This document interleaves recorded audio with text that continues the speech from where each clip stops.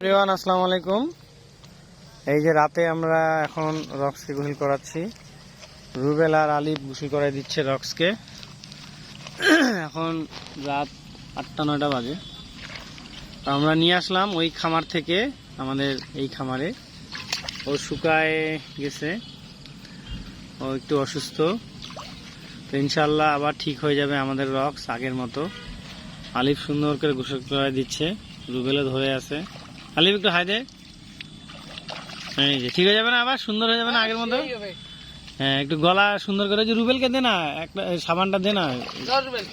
হ্যাঁ, তুই এগুলা কসলা যেগুলা লাগাইছিস গলার নিচে দিও তো রুবেল, গলার নিচেও দিও যে জায়গাগুলো, যে গলার নিচটা আলিফ। হ্যাঁ হ্যাঁ হ্যাঁ, সুন্দর করে দাও তো। সুন্দর করে গোসল করানো হচ্ছে ওকে।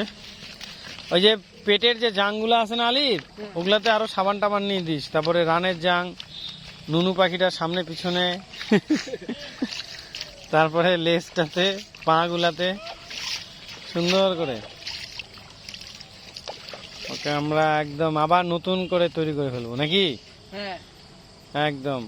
আলিফ বলছে আমি একদম ভাইয়া সুন্দর করে ওকে রেডি করে ফেলাবো নাকি আলিফ? তো ইনশাল্লাহ সুন্দর হয়ে যাবে, কোনো সমস্যা নাই, কোনো টেনশন নাই। রাখ আলিফ, একটু মুখগুলা চোখগুলা দে তো, চোখের সামনে দে তো। দে ওই সামানগুলো নিয়ে, ওই সামানটা ফেনাগুলো টানে নে। হ্যাঁ নিয়ে দে। হ্যাঁ, এই তো সুন্দর। রুবেল সুন্দর পাচ্ছে। হ্যাঁ, এখন এই ফেনাগুলা দিয়েই সামানটা আস্তে করে একটা জুতার উপর রাখো। এই ফেনাগুলা দিয়ে গোটা শরীরটাকে, হ্যাঁ দাও দাও।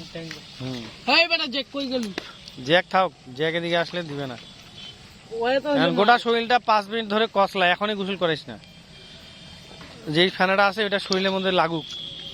ওই যে জীবাণুগুলো আছে না, পোকা টোকাগুলো থাকে না, বা মাইট থাকে, বিভিন্ন ধরনের কীট পতঙ্গ থাকে, স্কিনের সমস্যা থাকে, এগুলো সব ভালো হয়ে যাবে। ওকে, হ্যাঁ সুন্দর। আস্তে আস্তে আস্তে আস্তে একটা একটা করে পা ধর, 2 হাত দিয়ে একটা পা ধরে কসলা। Thank you.